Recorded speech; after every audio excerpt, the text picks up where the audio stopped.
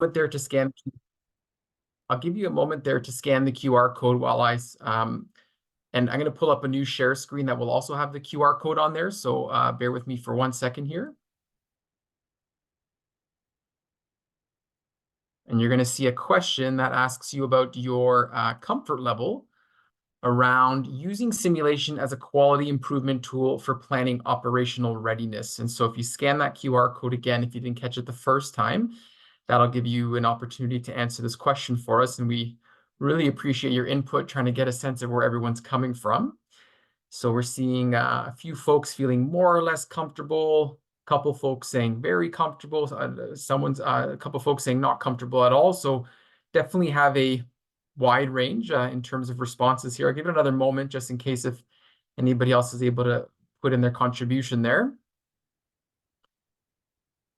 Okay, so a little bit of a spread, which is good. I think we're kind of coming in with a wide range of experience and perspectives here. So I'm going to stop sharing this screen again. And I'm going to bring us back to our presentation. Juggling a lot of screens here, so one moment. There, okay, so you should see my slides again. And okay, in terms of our objectives for the session today, we would like to describe how simulation can be used as a quality improvement tool when planning for operational readiness. We want to review the simulation-based evaluation process that's used to assess operational readiness of spaces, systems, and processes. How do they use them to test and assess systems of care by identifying and mitigating gaps and latent safety threats? And how to use them to understand the culture of a healthcare system. We also want to review the process for organizing recommendations using a human factors framework. And so ultimately, talking about an operational readiness assessment that ensures that the operating environment is prepared to effectively support and accept the changes that result from the project that you're involved in. And so to kick us off, we thought we would share with you an exciting project that we have been involved in and how we walk through the process of using simulation to prepare for operational readiness.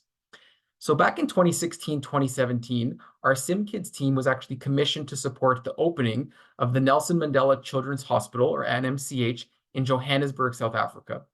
It was a newly built hospital at that time with no staff, no patients, and a very small amount of equipment when we first visited. As staff, we were employed and departments prepared to open. We were asked to use simulation as an evaluation tool to assess for latent safety threats and gaps in the systems and processes before patients and families actually entered the hospital. We are going to share a video that shows one of our simulations of a patient transfer process from the dialysis unit to a pediatric intensive care unit. This video demonstrates our use of simulation as an evaluation tool for planning of operational readiness during the commissioning phase of a hospital.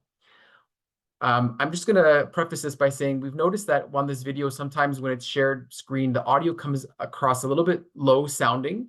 The audio is not super important, more just about the watching the video and the path of travel, but just to highlight that for folks before I start playing it. And just that this video is a demonstration of how we use simulation-based evaluation to identify systems-related issues, which could include physical and environmental barriers, latent and quality safety threats involved in a patient transfer process, and really recognizing any potential opportunities to address identified barriers, which could be cultural or logistic challenges, which could also pose latent threats in the system to potentially compromise patient safety.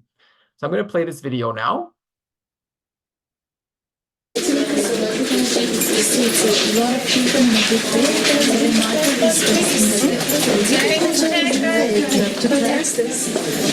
Thank you.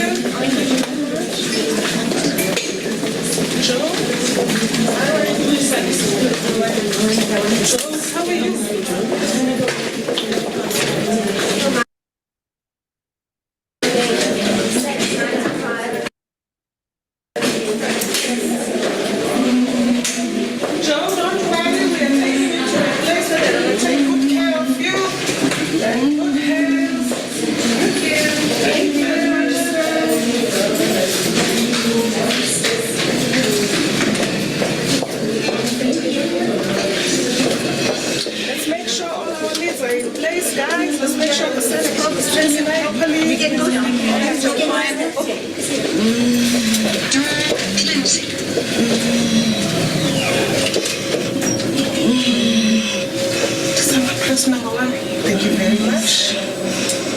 Says 93. All right, thank you very much.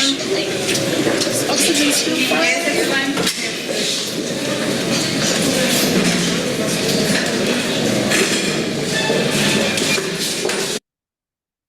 Okay, so you saw from that simulation, it wasn't so much about the medical management of the patient, but rather about the process and wayfinding and path of travel of staff when just trying to move a patient from one area of the hospital to another.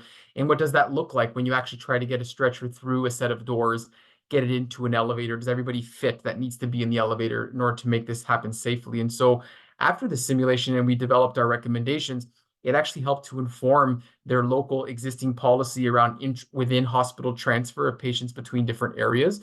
It also identified a problem with the mag locks that open and close the doors that you see that they walk through. So they had to come up with some solutions around how to get those doors to stay open when they're trying to get a stretcher through them. How they were going to use phones to be able to contact one another and provide handover while anticipating a patient arrival. And really importantly here was around role delineation. These team members were new to the hospital, they hadn't worked together, and they're still very unclear about their roles. And so simulations like this really helped with team socialization and role building and defining some role clarity as well. And so this is actually a quote from one of the participants in the video that we just shared. And what they said was that after every simulation, staff members became team members. And so the staff were building a culture using simulation as a platform to do so. They got to know one another. They got to cultivate the systems and the processes within their hospital. At the time, they didn't know each other, but through this really powerful experience, simulation had an impact on being able to promote socialization of the team and how the team works together. And as one of the quotes from Amy Edmondson around teamwork, around turning a group of strangers into teams is one of the ultimate benefits of using simulation in this powerful way. And so we thought we would kick off by providing a little bit of an overview of what simulation-based evaluation is. And this definition is from Schultz out of the Alberta Health Quality Council Framework document. And it describes simulation-based evaluation as an approach that utilizes simulation to collect and analyze data where individuals enact processes and procedures that are realistically performed in the space. Planned end users are actually engaged in optimizing the system design and the process flow. It's intended to guide system design and process decisions to optimize the built environment for safe and efficient patient-centered care. And really just wanting to highlight here that the end user is at the center of this simulation-based process and how they interact with the working environment around them. And we're going to elaborate that on a bit more as well. So we want to introduce our structured quality improvement process that we've adapted based off a variety of frameworks, and one of them being the evaluation framework adopted from the Health Quality Council of Alberta. And we're going to take this presentation as an opportunity to walk through each of these sections of the framework and share our own examples and tools that we've used alongside this process of a quality improvement tool and initiative. And so just broadly talking about simulation as a quality improvement tool, simulation and quality, it requires whole system level change at multiple levels within the organization. Simulations we know can be used to test and assess system reengineering and provide a process for error proofing. It also can assess the readiness of an organization. Simulations which model multiple levels within the organizations, there are multiple ways of doing this in examples. So one of them could be team training. It could be your traditional code blue team training, but it could also be your training of a team members to fill in new roles in a new working space. It could be testing out newly proposed policies and procedures for a newly opening environment. It could be around looking at an existing space configuration and finding out a way that we can optimize it, make it dynamic, make it flexible, and also to look at the systems of care that we work in. We know that simulation, when used in this way, can support whole level system change and improvement, and it can improve on our existing processes and policies, which ultimately help to keep patients and staff safe. Before embarking on this type of journey, we highly recommend the use of a standardized project management approach for all of these type of simulation projects.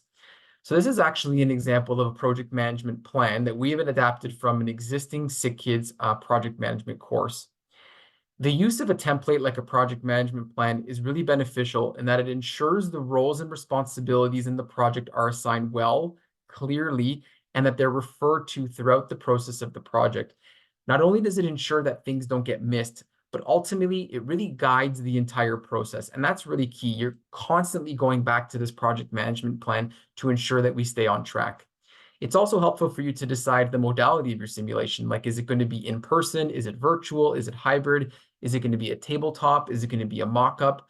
And we're going to talk a little bit more about that functional task alignment in a little bit. But ultimately, this project management plan really helps you to identify as a bigger team around like who is the overall project manager and working group for this work, and how does simulation fit in, developing a timeline for the project. And we find that 6 weeks is a nice runway for mapping out your activities.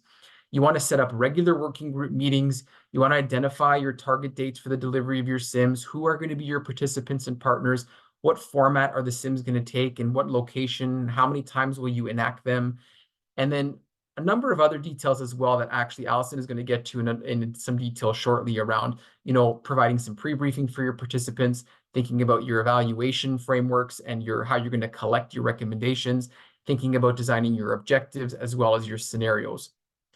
And so with that, I'm actually going to hand over to Allison for the next part of the presentation. Thanks, Allison. Thank you, Roger. So now let's discuss the needs assessment phase of the framework. Next slide, please. So we're going to share some of the different types of simulation projects we've been involved with to support operational readiness and describe the different types of needs assessment approaches. So the first image on the left is of a 3D mock-up of a proposed new patient and family space. We partnered with the Sick Kids Redevelopment Project team, Project Horizon. So the needs assessment included the review of staff flows, play flows of patients, and rest flows of families. We gained this information from interviews with end users, so interviews that had been done in the past, and then new interviews as well that we did as part of this project. So the image on the right is of a pre-designed project that was the proposed renovation of a medical procedures unit. So we wanted to review the space for functionality and workflows. We partnered again with the Project Horizon team for this. So end users of the space were identified, and the needs assessment included reviewing architectural floor plans, as you can see there in the diagram, or picture, organization documents such as staff interviews that had been conducted, and an organization overview of the project outlining types of activities to occur in the space. Next slide, please. Thank you. So the image on the left is an image of the Nelson Mandela Children's Hospital. As previously mentioned by Roger, the SimKids simulation team was asked by the Canadian High Commissioner in South Africa to support this cause and assist with the commissioning of the hospital. The needs assessment was a little bit different for this one, as it consisted of interviewing healthcare staff from neighbouring hospitals to obtain insight into the culture and processes of the healthcare systems in Johannesburg, because this hospital had no staff, no patients, and minimal equipment at that time. So there was no culture itself built into the hospital structures at that time. As well as that, we identified some key concerns from leadership team that were based on departments that would open up first in the hospital as well. We also reviewed blueprints of the hospital, and there were some walkthrough videos taken by the project manager of Sick Kids who was on the ground, and they shared those videos with us while we were still in Toronto, so that we had an idea of the space before we got there as well. So that was very helpful to do that. So the image on the right is a new policy that was developed for our organization. It's a Code Silver, which is an active attacker policy. We partnered with the emergency preparedness team on this project.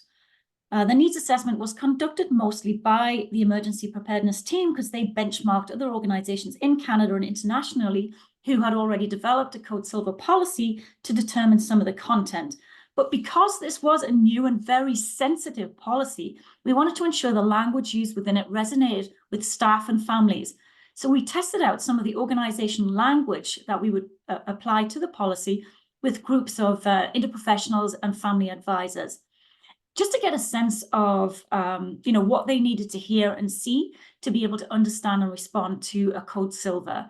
This was part of our needs assessment that informed the build of the policy.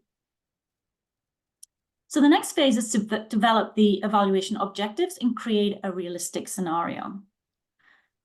So once you have the information from your needs assessment, you need to clearly define the operational objectives you aim to test. So this could include testing emergency response protocols, assessing team responses and workflows, evaluating equipment or space readiness, or practicing operational procedures. So you can see shown on the slide are some examples of the evaluation objectives from the Nelson Mandela Children's Hospital project, and they are related to the transfer of a patient from dialysis to the PICU area that the video you watched earlier.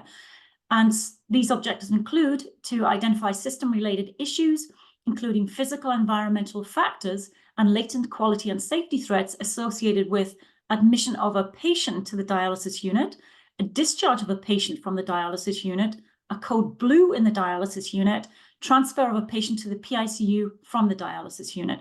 We also wanted to identify system and process issues related to new teams working together, as well as recognize potential opportunities to address identified behaviors, including cultural and logistical challenges that may pose as latent safety threats in the system and can potentially compromise patient safety. We did this within the debrief. So you need to develop a simulation team. And so a project team for your simulation as well. So that's really part of, an important piece of this.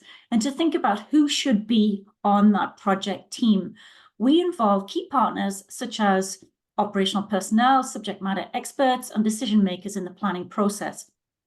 So depending on what your operational objectives are, what you want to evaluate, you may need to collaborate with architects and facilities planning to ensure the scenarios accurately reflect operational readiness and realities that occur during that, as well as address critical training needs. The project team will also help you to identify what's out of scope of the project. If you think back to that project plan that Roger shared right at the beginning there, you can identify in there what's out of scope for this project and what's in scope for the project as well. It's important to identify that up front. You need your project team people to do that. So if you think about the roles that we included in the Nelson Mandela Children's Hospital simulation, and that process that was created there. So from a simulation team perspective, we included a simulation director to guide the process and a simulation facilitator and support for the second sim person. We included project members such as the project manager themselves, which was from the leadership team at the hospital, as well as observers. So we identified who would be the observers through the process, and they would be collecting information in the simulation, taking notes, as well as taking notes for a parking lot, as well as information that could be applied to future education events as well. We also, you should think about including partners such as who are the decision makers on this project, who are the subject matter experts. So you might think about including architects, facility planning, as mentioned earlier, as well as patient and family advisors. So there's some of the project team to think about including. So now that, we have got to the point where we have our project team, we've got our evaluation objectives, which were informed from our needs assessment, and now we need to develop the scenario itself. So when you develop the simulation scenarios, you need to closely replicate the operational environment and challenges that your organization may face. So consider factors such as the type of operation, the potential hazards or emergencies, environmental conditions, and available resources. The scenarios should be relevant, challenging, and aligned with identified objectives that you want to test. Consider creating scenarios that require multiple people and interrelated activities or tasks. These situations are complex and test the space system to its greater degree. So they're really pushing the system, the testing of it. So the theory behind that is if people can really function in a system that you test out to a greater level, then they can function in a simpler one as well. So then, thinking about when you've developed your scenario and it's replicated that operational environment, to choose the appropriate simulation tools and technologies to support your evaluation objectives, your operational objectives. And this can range from tabletop exercises to full-scale 3D mockups, which we've shared some examples with you already, to immersive virtual reality environments, which we haven't really explored at this point, but we would like to explore a little bit further within the team. but your choice of approach may depend on the complexity of the operation as well as the available resources to your organization. So the next phase is the pre-brief. And just before we delve into the pre-brief, prior to running the simulations, it's recommended that staff receive appropriate training and preparation to prepare them for operational tasks and challenges. If they haven't had the preparation, then your simulations will not be authentic and you'll not be able to obtain the information you need to inform the planning of operational readiness. And with the Nelson Mandela Children's Hospital, all of the staff went through an orientation before they participated in the simulations. So it was an orientation to equipment, to the environment, which really helped with, with them being able to participate authentically in the simulations themselves.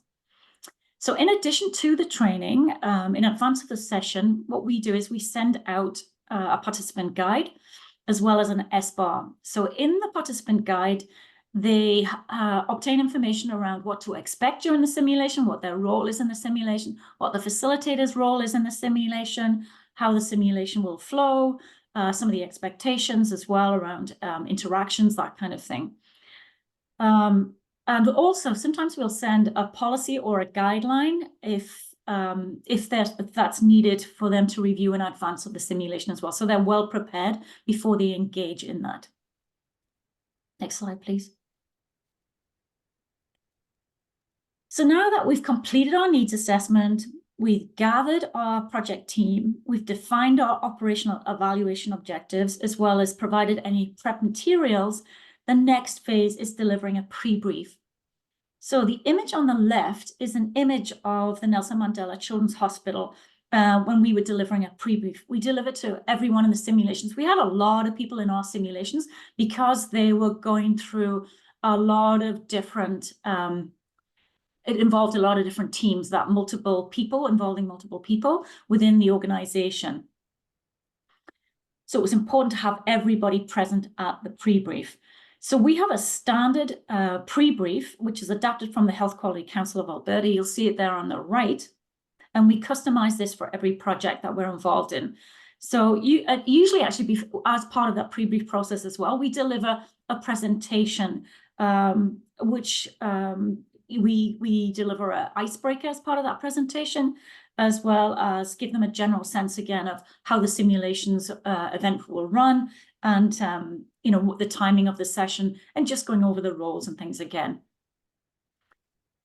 But the main pieces in the pre-brief that we include are things like introductions to each other, the schedule, the consent, although we do like to collect the consent in advance because it does take a little bit of time, and we get consent for participating in the sim, as well as if we're doing video or audio taping, we need consent for that as well.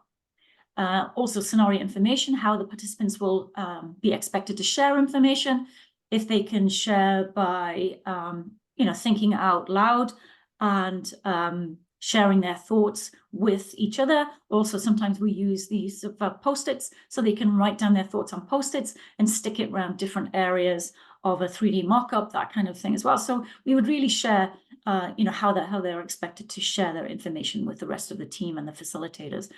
Then we talk about the debrief process, how that will go, and then ask if they have any questions. And one of the things that we focus on is psychological safety and comfort. And we all know that this is an important aspect of any simulation that we run. But in simulations for operational readiness planning as well, we really take the time to ensure that participants are aware that their performance is not being evaluated. The focus is on the systems, processes, and all the space that they're working in. So we remind them that scenarios may be stressful because we want to push the limits again, as we said before, and that the focus is, again, on the systems and processes and space around them, and it will portray different situations that require multiple people and interrelated activities. So we're upfront with that.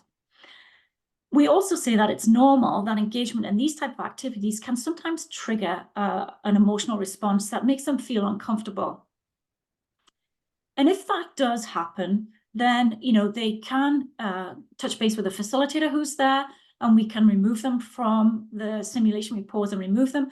And what we also do is we create a safe word right at the beginning of the pre-brief, so that if participants feel uncomfortable within the simulation, they can articulate the safe word, we can pause, and we can remove them from the situation if that's what needs to happen. We also recommend as well that peer support be used if needed in some of these simulations, and we have contacted peer support in advance for any of Code Silver type simulations. Code Silver is an active attacker simulation that we might run, and so in that case, we know it might spark some emotions in individuals that makes them feel uncomfortable. So we have them ready to go and to be aware.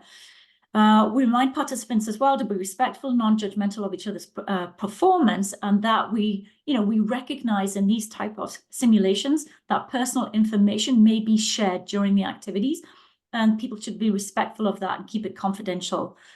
And that is something as well that particularly came up in some of the simulations we ran with patient and family advisors. So we advise that, patients, that it's not role play, sorry, participants, it's not role play, that they fully immerse themselves and behave that it's as if they're operating in their regular role in this situation as well. So the next phase is the scenario phase. So if you think back to the video we showed you at the beginning of NMCH, the Nelson Mandela Children's Hospital, here's a list of the key things we considered when running this video. So we ensured we had the resources we needed. In this instance, we needed a bed, which was going to replicate the type of bed that they would be using to transfer between the dialysis unit and the PICU, and that they had all of the equipment on the bed as well. So we wanted to make sure that they had all the equipment that would be used in a real event if they had to transfer a patient through the corridors and through the elevators and the doors that they would normally be transferring in real life once it opened up fully. So we needed to clarify the roles of staff and participants. And, at this piece as well, we recognize that participants will not all start at the same venue. So we had some participants start in the dialysis unit. We had some participants who started the part of the Code Blue team. They were all in different parts of the hospital where they would normally be, because we wanted to test out the activation process of that as well as the PICU staff would be in the PICU. So we had staff start in the department or area of the hospital where they would be normally at this time. So when running the scenario, it's important as well to ensure that all the participants groups are represented, right, who are required to operationalize this event. If someone is missing, for example, if we didn't have protection services there, and protection services was needed in this instance because they were the ones who secured the elevators and made sure that the elevators were available when staff arrived with the patient to go down in the elevators to the PICU, then that's going to inform the authenticness and the information that you get back from the scenarios, and really, it's not representative of a true real life operational event. So the simulation roles required for this, as we said before, are simulation director to guide the process, co-facilitator, content experts, observers to take notes and write in the parking lot and note future education needs, as well as a timekeeper. We used a video to record the session, which is why we have the video right now. And then here's a little bit about the process itself. So the participants were guided through the scenarios by the sim director, and each scenario was repeated about 2 to 3 times as part of that quality improvement process. So different participants were included in each scenario, and each scenarios were updated based on some of the information that we obtained from the previous scenario. So we would integrate it into the next scenario and test it out as well. So doing that QI process right the way through. So the ability of the participants to be able to achieve their desired operational activities was assessed, observations were noted, and later brought into the debrief. Also, you could use a checklist for these type of simulations as well. If you have a checklist available, that will be helpful for you to be able to note the activities that are able to be achieved. So it's important to generate observations that note when a participant faces a challenge or can perform an activity easily, as well as note if something can't be found or is misinterpreted or ambiguous in nature. That's what you're looking for. So you've heard us refer to an observer template a few times now in the observer role. So the observers take notes during the simulation event. And this is an example of the document that we use. It's adapted from the Health Quality Council of Alberta and HSSI, Health Systems Simulation International as well. So the observations are collected under the categories listed that you can see, which are physical environment, tools, technology, equipment, roles, responsibility, processes, communication, tasks, patient and family experience. So they're guided by the SEEPS framework, which Roger's going to discuss shortly. So individuals can either, there's underneath this first section that you can see, there is a different, like a table with the headings, so they can make their notes under the headings. Or what people sometimes do is they chronologically record the events and then categorize them afterwards, and then return the completed form to us within a couple of days after the events, so that we can include the information into our recommendations. So the next phase is the debrief. So there are several approaches to debriefing simulations that plan for operational readiness. And it's funny looking at this now, I think we should have had a picture of the Johannesburg here. Anyways, so the focus is to facilitate debriefing sessions during the simulation events to promote learnings and continuous improvement. So both the learner and or the facilitator can identify latent safety threats and gaps during the scenario that can be debriefed in the moment by pausing the scenario or brought up later in a larger group debrief at the end. So there are frameworks such as the Pearls for System Integration, which is used quite a lot by individuals, or you can use a pause and solution approach to the debrief as well. So our approach depends on the situation and the simulation approach that we're using, if it's a tabletop or if it's a 3D mock-up, for example, or commissioning. For example, with the commissioning NMCH, the Nelson Mandela Children's Hospital, we ran the entire scenario and then engaged in a large debrief at the end. It was important to observe the uninterrupted workflow and then include everyone in the discussion at the end. So this allowed them to be aware of everyone's role and how it connected to the systems and processes within the hospital, within the organization that they were building. So therefore, building upon the policies and the guidelines within the organization, but also building teamwork and socialization and awareness of what individuals' roles were and how their roles connected to them. So really creating that healthcare culture was coming out of that debrief as well. So the pre-design and the policy. So the pre-design was that the proposed medical procedures unit that we shared the needs assessment with you earlier, and the policy evaluation examples, which was the Code Silver.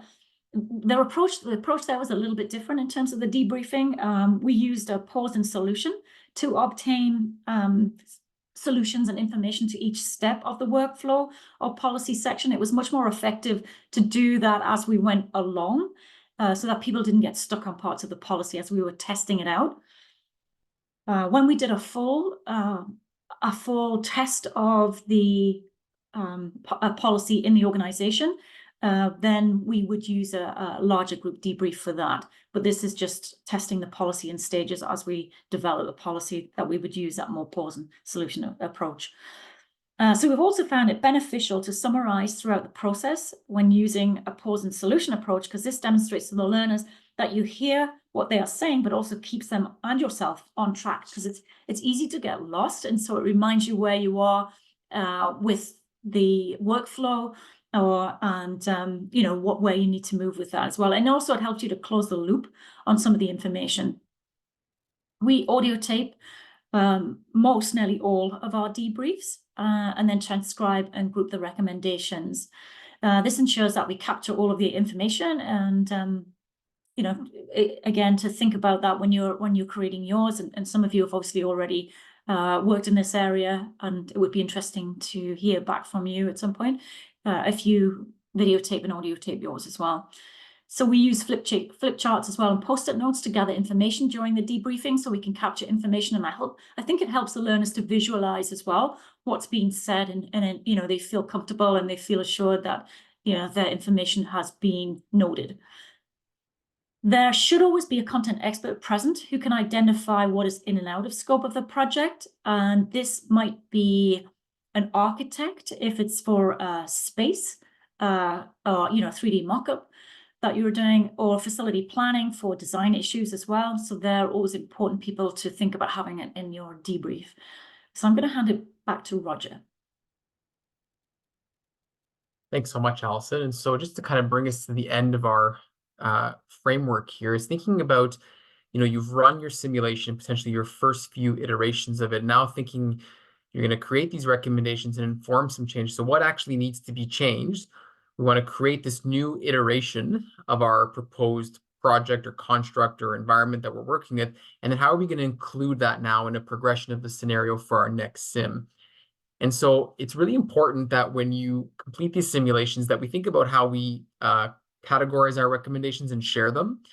And so we like to use a human factors framework. And we know that human factors is the study of physical, cognitive, and behavioral interactions with the equipment, tools, policies, procedures, people in our working environments. There is a framework called the SEEPS framework, which is Systems Engineering Initiative for Patient Safety, and it's from Holden's group. And this framework is really helpful in grouping recommendations from the simulation event. And if we think about this specific circle right here where my cursor is, we're always really interested in how the center of this circle, so the person or the end user, and how all of the different elements of the working system, including the external environment, influence this person's ability to be able to do their work in that space and how all those systems interact. And so we know that using a human factors approach is really important to our understanding of why do adverse events occur? How do we prevent them? And then ultimately that's going to impact patient safety, staff workflow, and all of those things lead into operational costs. One thing we do have to acknowledge whenever we use a human factors framework and thinking about human factors testing is that we know that simulation can never fully replicate what it feels like when there's an immediate threat or risk in the environment. So for example, if we think of the Code Silver active attacker work that Allison described, while a simulation can certainly evoke certain feelings of stress and emotional and anxiety, it's never going to replicate exactly what that would feel like in real life. And so some participants may behave differently due to perceptions of the simulated environment and the scenarios.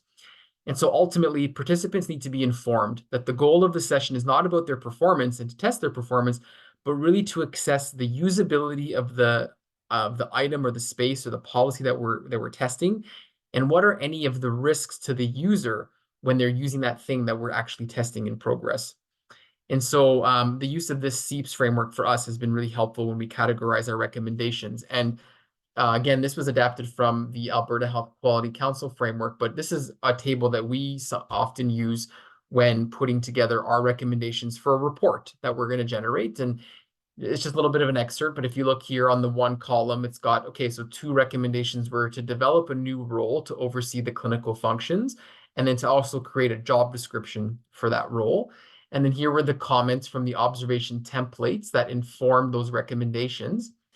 Alongside the project management team, the team now has to decide like which of these recommendations is a priority, because we could generate 30 to 40 recommendations with these scenarios sometimes. And so we can't prioritize all of them, and not all of them may be in scope. So we have to decide which are priority. Are there any capital or operating costs associated with enacting these recommendations? Will we actually be proceeding with enacting this recommendation?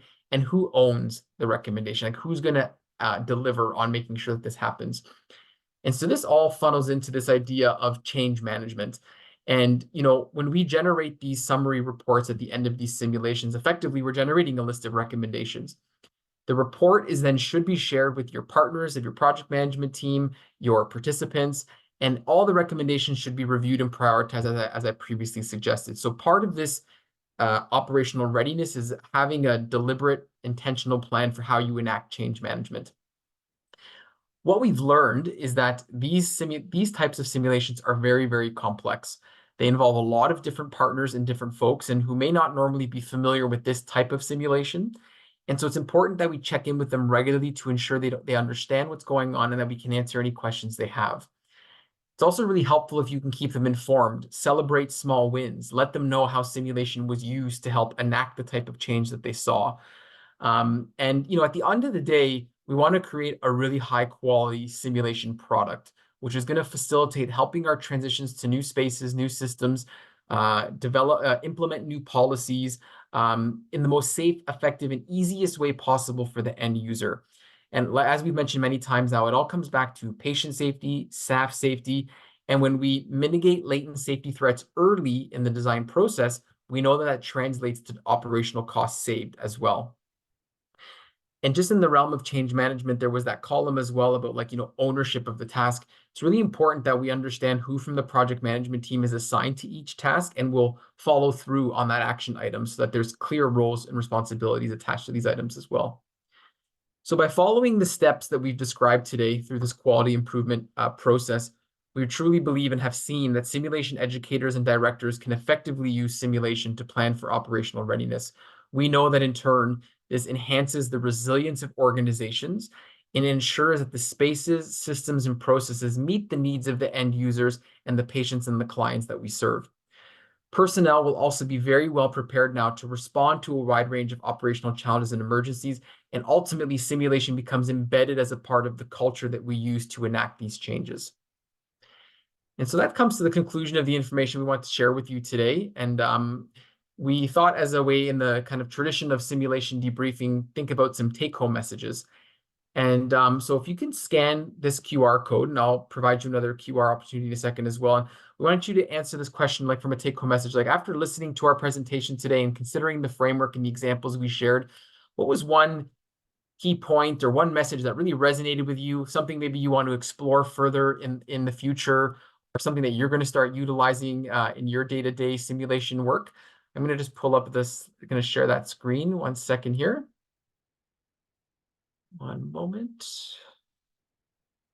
Okay, so you should see that in just a moment. I see some folks typing, which is great.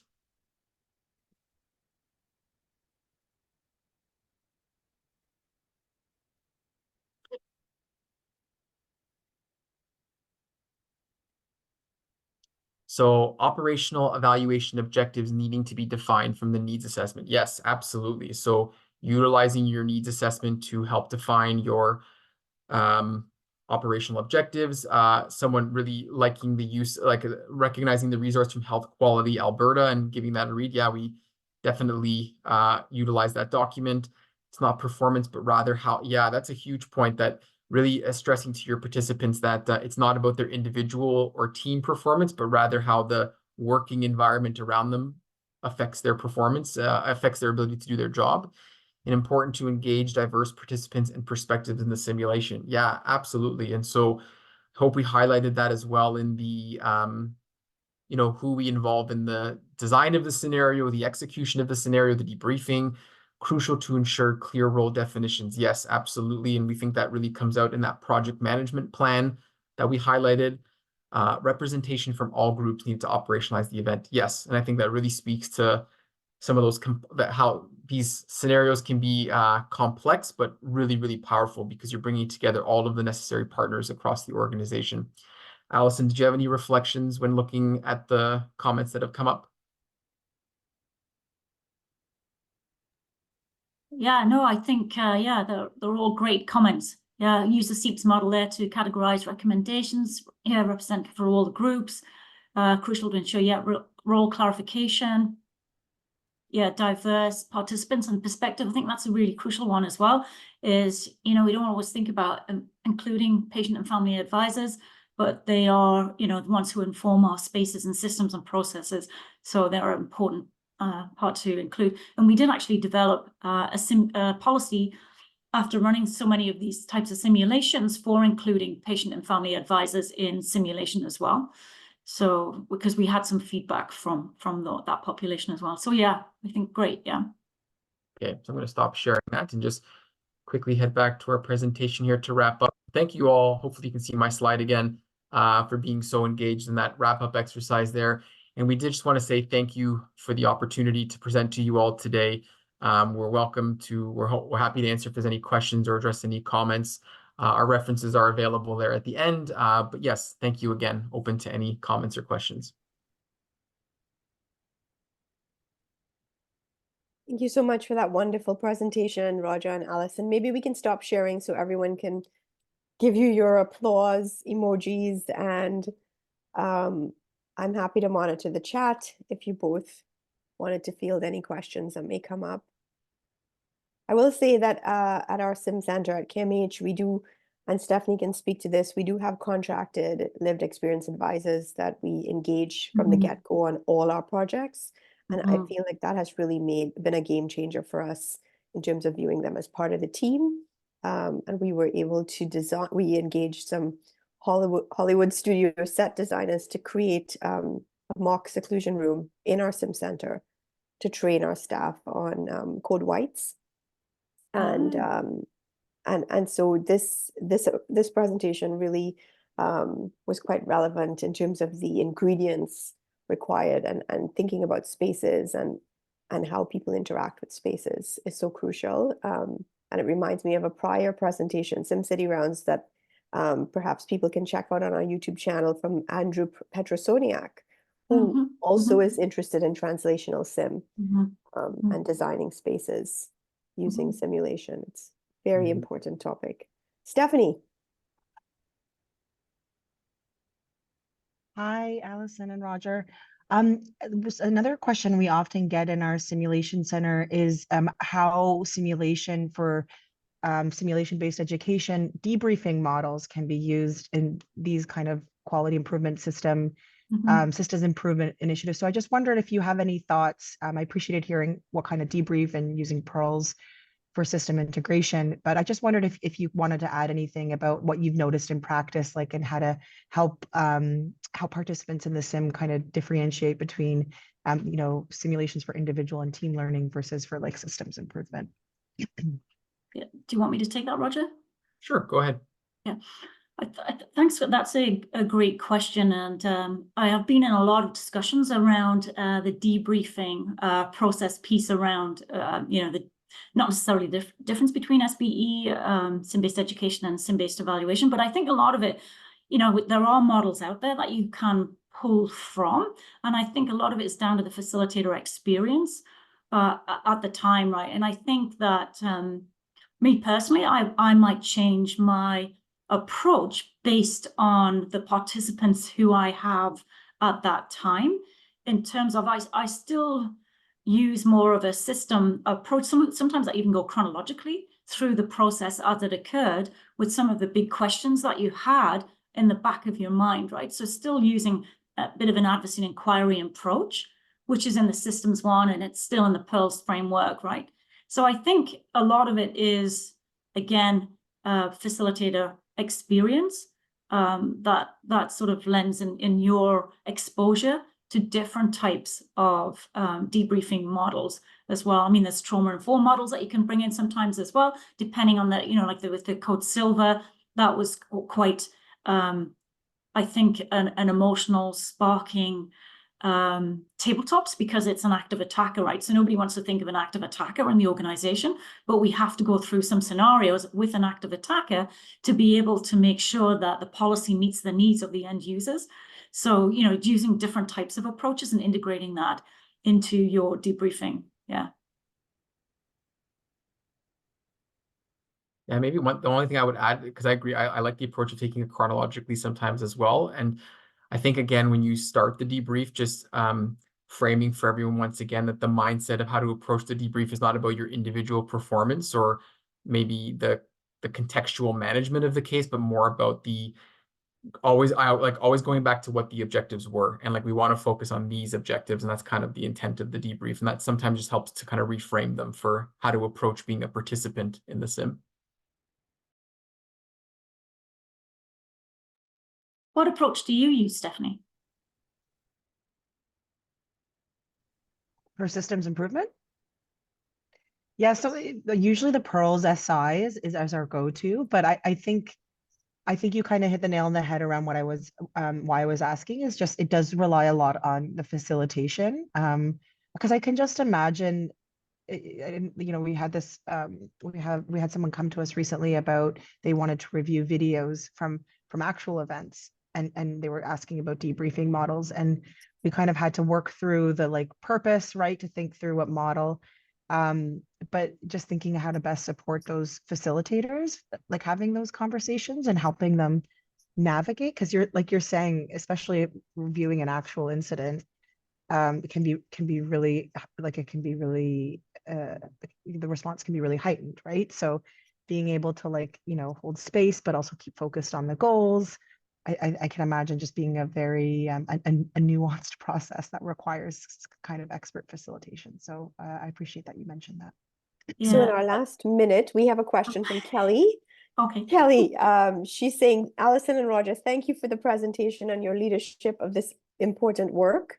If there's time, so we do have a few seconds. If you mentioned engaging family advisors a couple of times, can you talk a bit about this? Yeah, absolutely. Roger, do you want me to start on this one? And so with the work that we've been doing with Project Horizon, we, it's important, as was we stated, to make sure that you have representation from all of the end users, and patients and families are our end users. And I think in some of the initial simulations that we included them, we got feedback through evaluation in terms of, what were some of the things that went well for them, and what were some of the things that they would like to change. And they identified to us that they wanted more of a guided structure for them, and an orientation to the process. So they, so a bit of a structured orientation, and also a structured process as to how do we engage them? Is it through a booking process, or is it through someone that's identified who knows some family advisors? Or we do have family advisors on the simulation steering committee as well, who have been very keen to be involved in our simulations that we've been running as well. So I think they just wanted more of a structured process that also made sure that the team members were all introduced to each other, their roles were clarified, like I said, the orientation, what was the expectations of them in there, and then also as well that, they couldn't be asked to be part of one scenario and then suddenly at the last minute that scenario's changed to something else. And so they weren't prepared for that. So that was something that was identified. And also something else that was identified was that there may be some areas where they would feel uncomfortable in a scenario. So they identify those areas right up front. Then we don't include them in those types of simulations as well. We also connected with, this is an interesting topic, and a topic I've been spending a lot of time on, Kelly, with the ethics team as well, just as we develop the policy to ensure that from an ethics perspective, we were, ensuring that if the patient or family advisor agreed to be in the simulation, that they had the understanding and were able to understand and agree to it themselves to be involved. So it was an informed consent, basically, to being involved.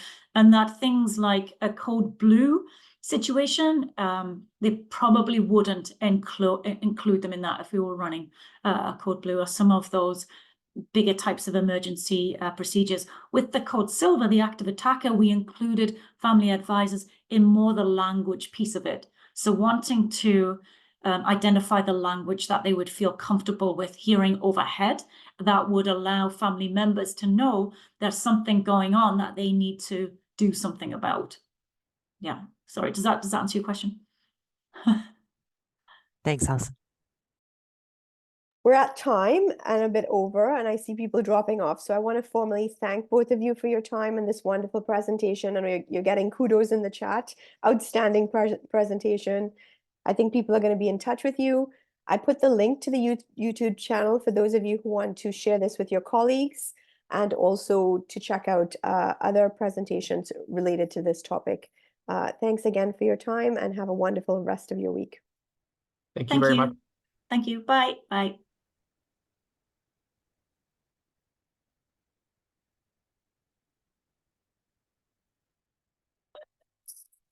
Hello. Sorry about that. I was moderating a SimCity rounds